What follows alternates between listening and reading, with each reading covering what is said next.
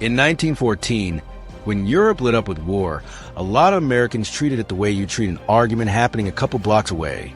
You hear it, you know it's serious. You might even feel bad for the people in it, but you still shut your window and hope it stays over there. Welcome to Insights into History, Season 1, Episode 12, SS Atlantus. Today's story is about a ship that sounds impossible, a government that got desperate, and a quiet stretch of New Jersey shoreline where World War I never ended so much as it slowly started dissolving. For more than a century, the United States had built a reflex. Don't get pulled into European land wars unless someone makes it unavoidable. And in the early years of World War I, President Woodrow Wilson was leaning hard into that instinct. The public mood was strongly isolationist. Neutrality wasn't just policy, it was an identity. Europe's conflict felt like an old family feud with uniforms, borders, empires, and grudges stacked so high you could barely see the people underneath. And besides, the U.S. already had a mess closer to home. Down at the southern border, the Mexican Revolution had been churning for years, violent and unstable. The United States recognized Venustiano Carranza's government, which immediately put Washington on the wrong side of Carranza's rival, Francisco Pancho Villa. It didn't stay political for long. In March of 1916, Villa's men crossed into New Mexico and raided the town of Columbus. Americans were killed. U.S. soldiers were killed. And suddenly the stay-out-of-trouble plan had trouble kicking down the front door. Washington answered with the punitive expedition. General John J. Pershing led U.S. troops into Mexico with one mission: find Villa. It became a long chase that tied up manpower, equipment, and attention, and it didn't even end with the target in hand. Villa slipped away. Meanwhile, the presence of American troops in Mexico stirred diplomatic friction that Wilson desperately wanted to calm, not inflame. By early 1917, Pershing's forces were pulled back. So while Europe was burning, the United States was already busy trying not to set its own porch on fire. Neutrality came with other complications, too. This was an immigrant nation. Millions of Americans had family roots in the countries now blasting each other to pieces. If the government came down hard on one side, it risked importing the war into American neighborhoods, workplaces, and politics. And then there was a quieter force that always shapes history: money. American industry was feeding the war economy: food, raw materials, manufactured goods, and yes, munitions. In theory, trade could flow to both sides. In practice, Britain's blockade made it much easier for American goods to reach the Allies than to reach Germany. The longer the war dragged on, the more American neutrality started looking like neutrality with a very specific customer. By 1915 and 1916, it was getting harder to imagine the Atlantic as a protective ditch. Germany's U-boat campaign was expanding, and when submarine warfare became unrestricted, it wasn't just a military tactic. It was a threat to global trade itself. And Americans didn't only experience the war through headlines. Some went overseas by choice. They joined the French Foreign Legion. They flew with the Lafayette Escadrille. They drove ambulances for relief organizations. The war was across the ocean, but it was no longer emotionally distant. It was threaded into conversations and letters and funerals. Then came the moments that made neutrality feel less like wisdom and more like a gamble. In May 1915, the liner RMS Lusitania was torpedoed and sank with terrifying speed. Nearly 1,200 people died, including 128 Americans. The United States still didn't jump into the war immediately, but something changed. The atmosphere changed. The country's patience got thinner, like ice starting to crack under a careful step. In March 1916, Germany torpedoed the Sussex, and American protests turned sharp. Germany tried to steady the situation with the Sussex Pledge in May 1916. Promises to limit submarine attacks, to be more cautious about passenger ships, to give warnings in certain cases. But by January 1917, Germany made a brutal calculation. It resumed unrestricted submarine warfare, betting it could choke Britain into surrender before the United States could mobilize and matter. President Wilson cut diplomatic ties with Germany on February 3, 1917. The line was no longer fuzzy. It was turning solid. And then came the telegram that landed like a match in dry grass. In January 1917, German Foreign Secretary Arthur Zimmermann sent a coded message proposing an alliance with Mexico if the United States entered the war. Germany offered support and dangled an astonishing promise. Mexico could recover Texas, Arizona, and New Mexico. British intelligence intercepted it when it became public.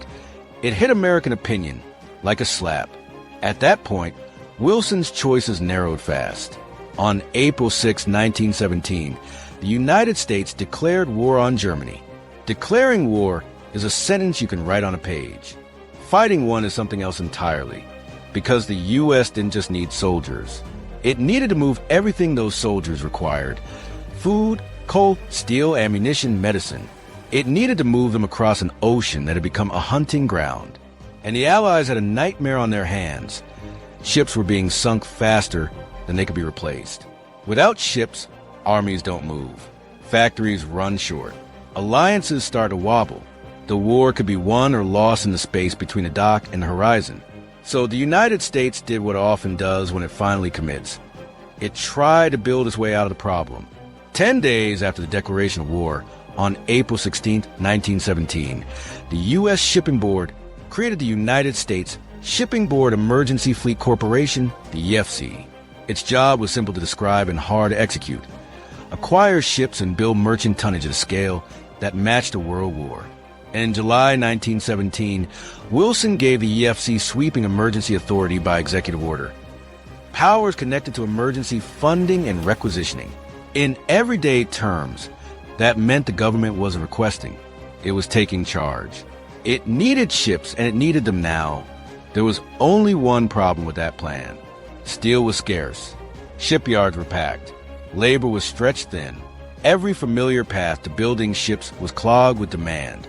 So planners started asking the kind of question you only ask when you're cornered.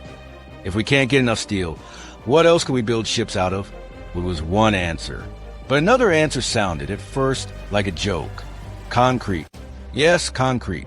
The stuff you associate with sidewalks, foundations, and bridge pylons. Not the kind of material you imagine slicing through the Atlantic with a hold full of cargo. But wartime has a way of making the strange suddenly plausible. Concrete ships weren't entirely new. Smaller concrete vessels and barges existed before this.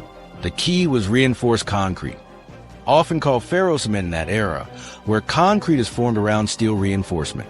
Strong in compression, durable in certain conditions, and crucially, it didn't consume the same steel supply as a conventional ship built from steel plate. President Wilson approved a program to build 24 concrete ships, with a price tag often quoted around $50 million.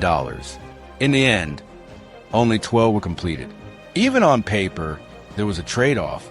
Concrete ships were heavy, and every sailor, whether they say it poetically or bluntly, lives by the same truth. Weight costs you. A heavy ship tends to run slower. It burns more fuel.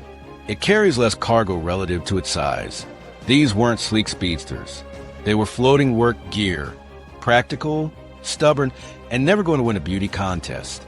But in a crisis, you don't always need elegance. You need capacity. You need anything that can stay afloat and move resources where they have to go. The U.S. wasn't inventing this idea in isolation either. Abroad, Norway's Nicolai Fogner is often credited with launching the Namsen Fjord in August 1917, widely described as the first self-propelled, ocean-capable concrete ship. The concept had momentum. The emergency fleet's concrete program pushed forward, and it drew attention, some of it dangerous. In June 1918, according to scholarship out of the University of Rhode Island, an emergency fleet corporation draftsman named E.J. Tully was arrested for trying to steal a near-complete set of concrete ship plans, allegedly to pass them to a German agent in New Orleans. Even concrete had become a military secret. But concrete shipbuilding didn't move as quickly as people hoped. There were molds to build. There was curing time to wait through. The labor was intense. It wasn't just make ship, launch ship. The material demanded patience, and war rarely offers patience. Here's the twist. By the time America's concrete fleet was coming online in meaningful numbers, World War I had already ended. And yet those ships didn't instantly turn into useless curiosities. A number of them served in the post-war period, carrying cargo, moving materials, helping with the chaotic shuffling of demobilization. They had a moment. They weren't myths. And among them, one ship became the symbol of the whole experiment. Partly because of its name, partly because of its fate, and partly because it never really got to leave the American shoreline behind. SS Atlantis. The Atlantis was built in Brunswick, Georgia by the Liberty Shipbuilding Company and launched on December 5, 1918. That's only weeks after the Armistice ended the fighting in Europe. Imagine being born for an emergency that's already fading, built for a problem that has started to evaporate.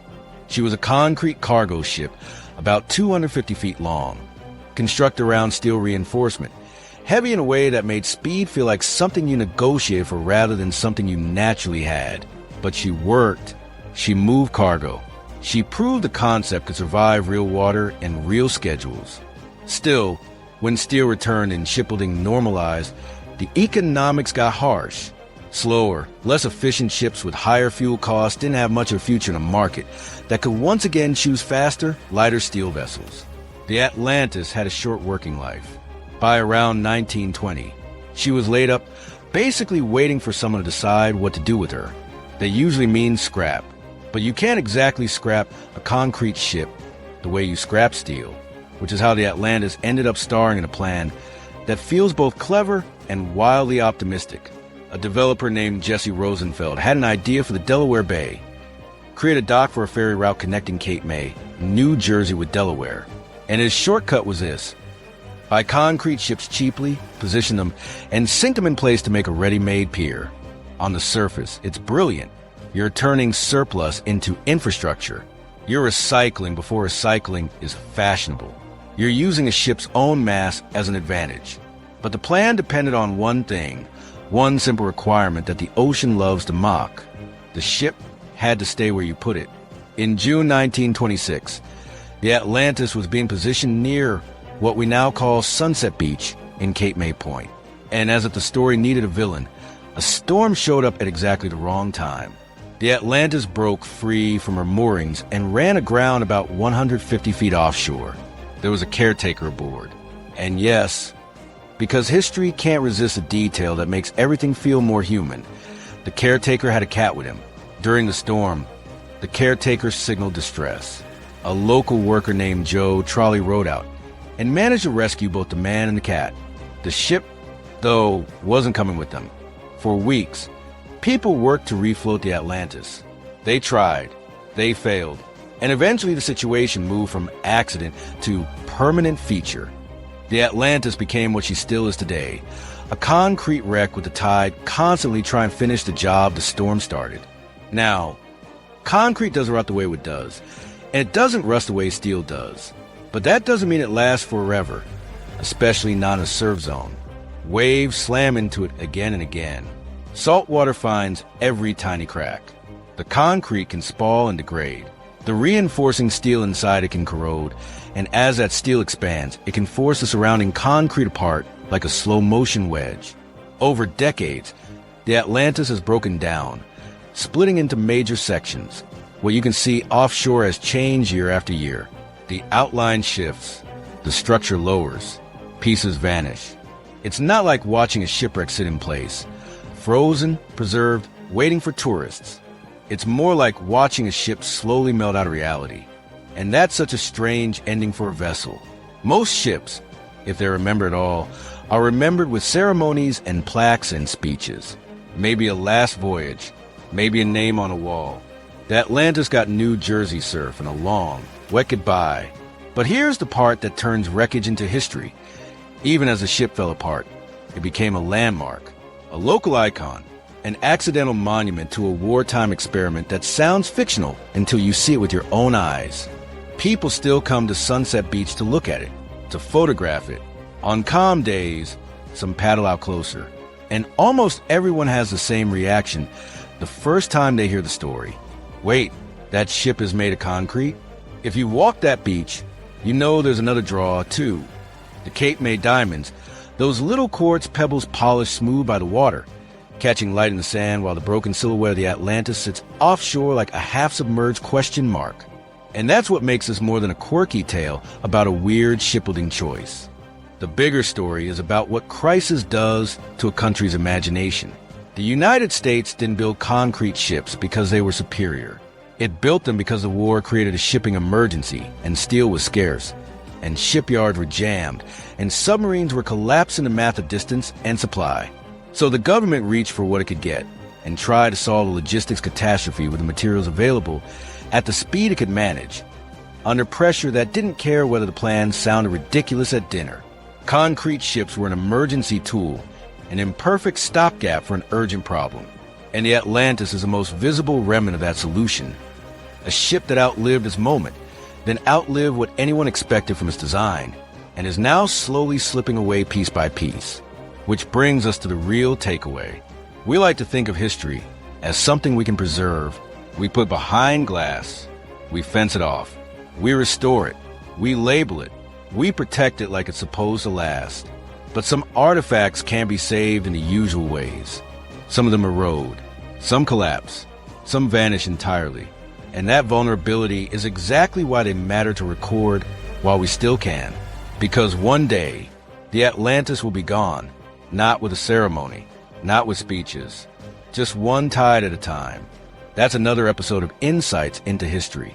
Next week, we'll look at the circumstances that set the stage for one of the most significant turning points in medieval history in an episode called Prelude to Hastings. If you have feedback, suggestions, or a story you think deserves a deeper look, you can email comments at insightsintothings.com. That's comments at insightsintothings.com. You can also call 856-403-8788. That's 856-403-8788. Leave a voicemail. And if you'd like, we may include your message in a future episode. Again, that number is 856-403-8788.